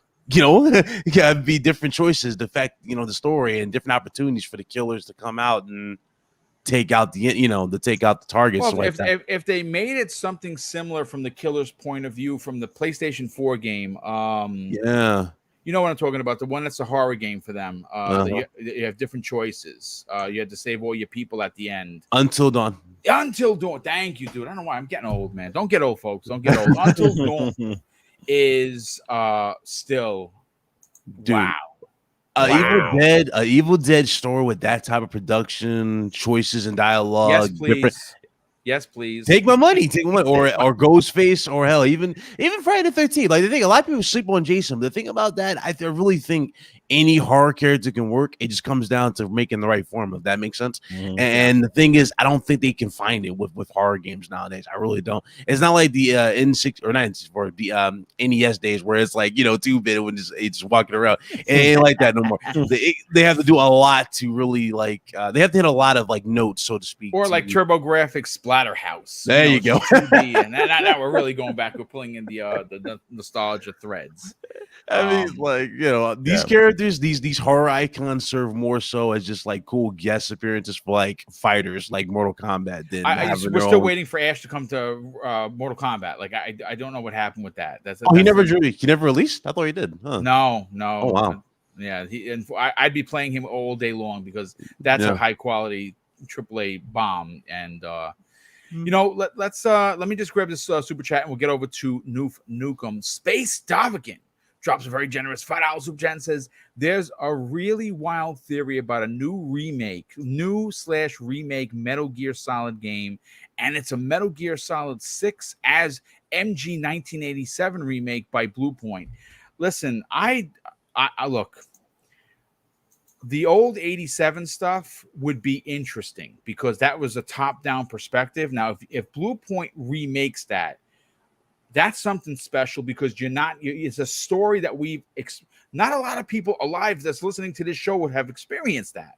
I remember playing Metal Gear Solid 1 and 2 on the NES. Those games are hard as balls. But if they brought that from the top down into a third person over the shoulder perspective, that would be something special. So if they're gonna remake the original Metal Gear, again, yes, please take my money. Just make a collector's edition with a big mech that comes with it, and I'm good. But Noof Nukem, let's get your opinion on this. Evil Dead, again, you're a horror fan. Where do you fall with this? They're delayed it. Not surprised. A lot of games being delayed. They said they need to do polish. I wasn't completely falling out of my chair when I saw it. I was happy that we saw anything Evil Dead. My fear is that this is going to be one of those games that are forgettable. Where do you fall on this? Yeah, another Friday the 13th waiting to happen. That's what I'm afraid of. Yes. Yeah. Like I said, it's a great property. Everybody, has a lot of fond memories of this stuff, and are big fans of the Evil Dead and Bruce Campbell and all that sort of stuff. I get it. Like I said, today's industry delays are probably a good thing. We've seen the industry was hit really hard this past year, but particularly with COVID, teams trying to work together from home to try to be cohesive. That's the thing, right? When you got to work, and you got a big studio or anybody for that matter, and you're going to try to be cohesive, and you're not even in the same room, so it makes communication and technicalities are probably absolutely off the board. You got to give credit to anybody that can put a game out in this last year and have it even run relatively well. We saw this year there's so many games, even from bigger studios, people that we expected more from. Cyberpunk's one of the first ones comes to mind, and you see the flaws and the all this sort of stuff and how it hampered games. And if anybody should be learning anything from a lot of games this year is that, you're better off delaying it and disappointing fans than trying to push it out, have it broken and leave a very sour taste in people's mouths, because you can do more damage that way to a property or a franchise than you can by just delaying it. Because like I said, a delayed game is most often always better for it. And nobody's in a real rush. I mean, it comes out. But again, they got to make it memorable. It's got to have, what makes the movies and stuff great.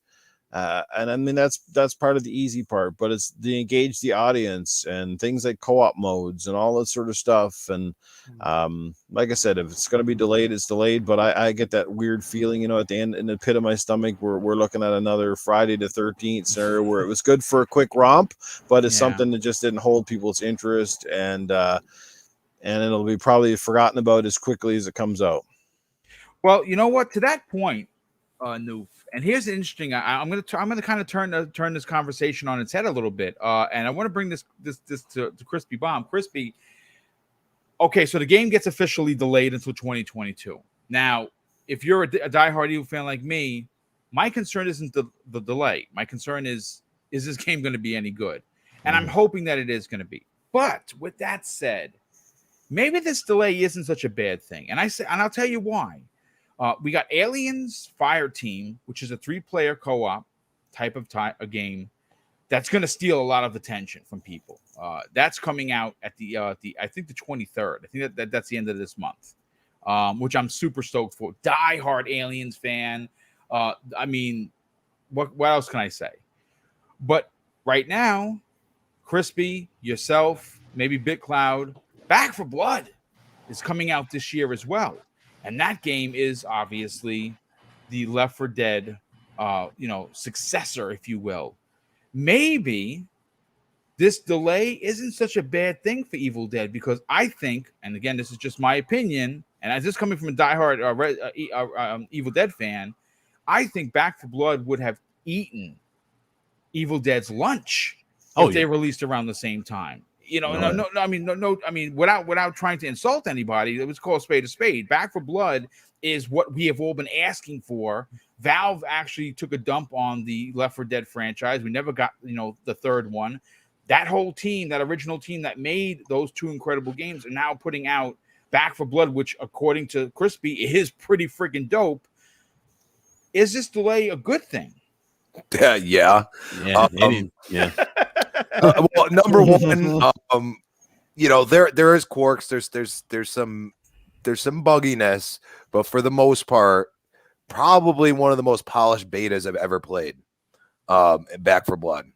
Not saying it is the most polished, but you know, being that I've been in so many betas over my lifetime, this I was not expecting. And like literally, I don't know when they're stopping me from playing the campaign. I think like halfway through Act 2, and I'm like, are they just gonna say, okay, enough's enough? You've had enough. I'm waiting for it. But, you know, like, it's one of those things like, are you going to stop me yet? Or, you know, am I just going to be able to play this whole game? I mean, that's what I feel like they're at the point. Yes, there's some things that, you know, I have suggested. Really, you know, I'm going to think about the most important points I want to make to them. But for the most part, from what I saw from the Evil Dead, I don't see them even coming close. And that's why I'm glad it's delayed. Actually, you know, personally, I don't see them being able to put out a really well thought out campaign in just this period of time. Delay it longer if you have to. You know, it's one of those games that like if you don't get it right, it's done. Yeah, it'll be Friday the 13th all over again. What actually a lot of people don't realize, they were going to make DLC and polish the game, and then they lost the license or they didn't ever have it. There's some weird legalities there with the Friday the 13th. Yeah. So there was something there, and you know, for the most part, I mean, playing the little bit I did, it had its value. But if it came out more polished, I think people would have really resonated to it more. And that's what they need to do with Evil Dead. You can't take an IP like that with such an iconic character and just, you know, smash it to the ground and expect people to buy it just because it has that name. You know, people are going to be skeptical, and even what we saw makes me definitely skeptical. It needs a lot more to it, and it definitely is. You don't want to be going up against Back for Blood right now. I'm telling you, this game is going to be something special. People are going to go nuts for this game, and like I said, the few bugs and quirks is nothing I haven't seen, and it's still in beta. It's going to be one of those games that people are going to be gravitating towards. So I would go even farther, maybe into the summer of next year. That's when a lot of games don't seem to come out. Why not bring out Evil Dead then? Yeah, I absolutely agree with you. I think that if you're going to put a single player campaign and just run around with bots, I look, again, my concern is the Friday the 13th factor. That's what's sad. As a diehard Evil Dead fan, as someone has watched each film over 100 times, potentially maybe even more than that, I have yet to play an Evil Dead game that took advantage of the incredible horror lore that is there with the Necronomicon and what they can do with it. When I first saw the game, I sat back in my chair and said, wow, an Evil Dead game. I didn't see that coming, right? Because we don't have a new show, we don't have a new movie announced. I'm a little taken aback. And then when I saw the gameplay itself, I was like, oh man, this is kind of like Friday the 13th. That's the vibe I got. Yeah. And that's not a good vibe. That's not a good vibe, folks.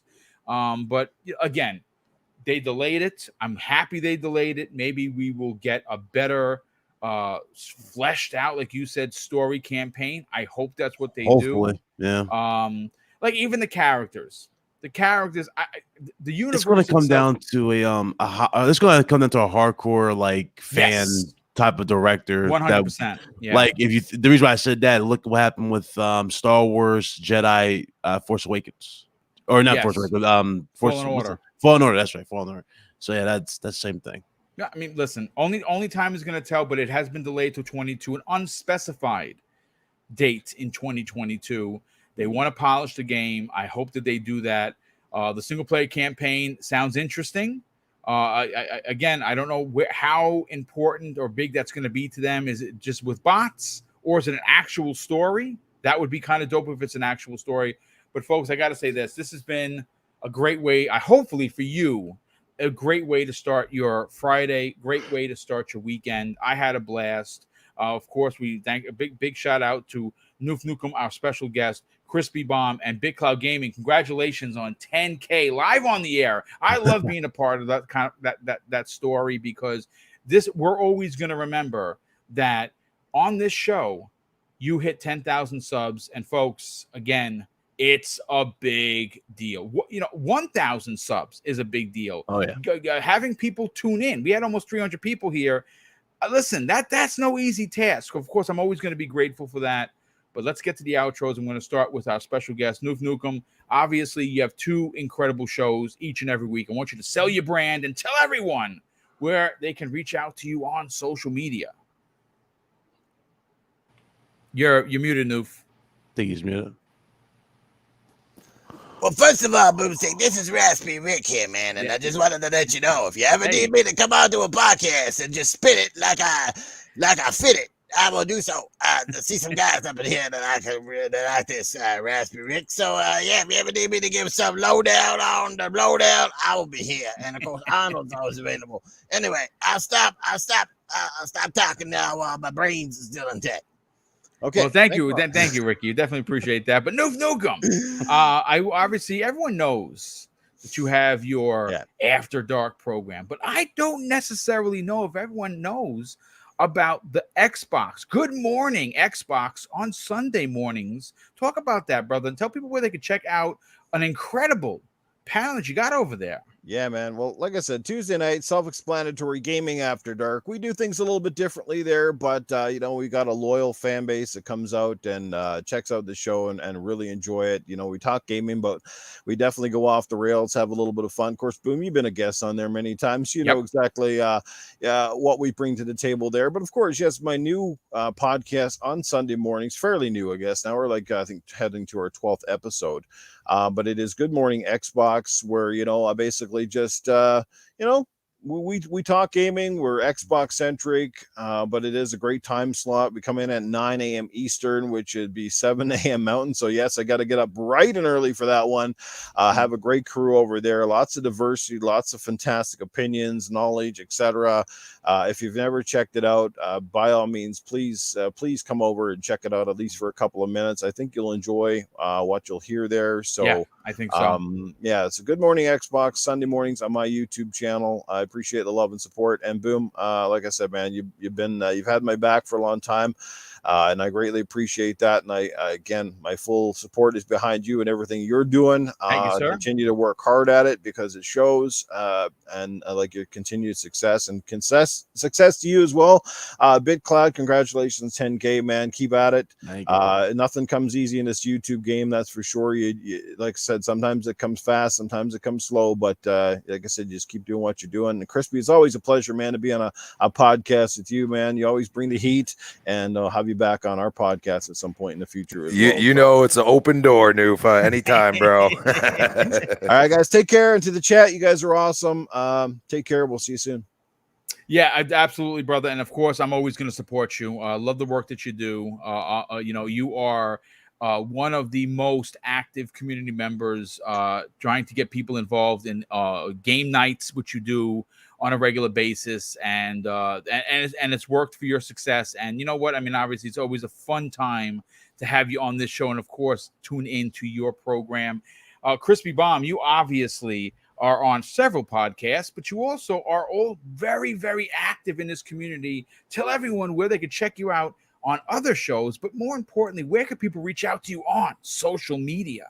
Always a pleasure, gentlemen. Chat, awesome. Just want to say, these guys right here are the reason why you get to hear me.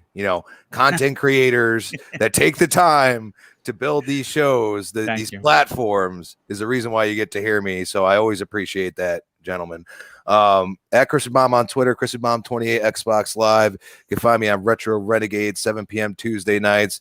The next podcast, Thursday, 8 p.m. And of course, back here on Breakfast with Boom, 10 a.m. Fridays.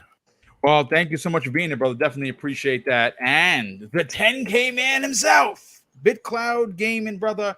I don't think you need to sell your brand. I think you could just pack it in. You hit 10K, so you know what? You're golden. Tell everyone where they could check you out today at 5 p.m. Eastern Standard Time. You got a big guest coming on. I'm not sure if it's today or in the coming weeks, but you got someone from IGN. That's hard to do. Talk about that, and where could people reach out to you on social media?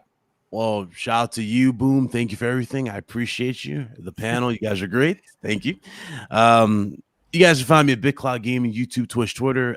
Tomorrow is actually the show we're doing at 5 p.m. Eastern Time. Nice. We have Lauren Galloway from IGN coming through tomorrow.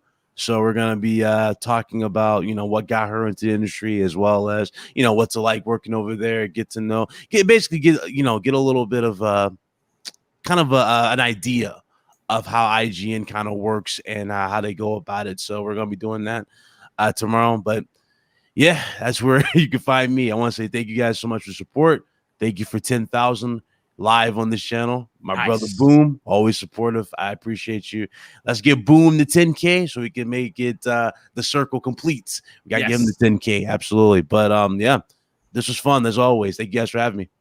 Well, dude, it's great to have you. It's great to have you have succeeded to again bear witness to it of 10K. Like I said, folks, it's very hard. I'm currently at 8.75, so I'm 1,250 away from 10K.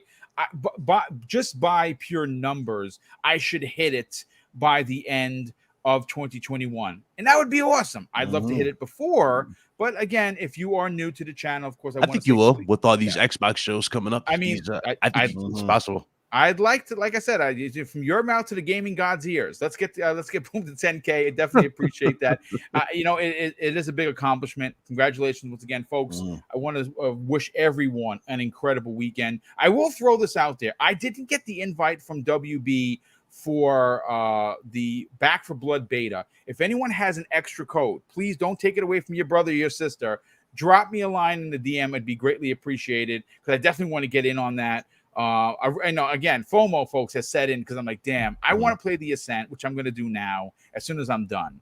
But I'm like, man, I want to see what Back for Blood is. Thanks, Crispy Bomb is really got me excited. Yeah, I can't wait. But if anyone has an extra code, please, I would be greatly appreciated if you drop it in the DM.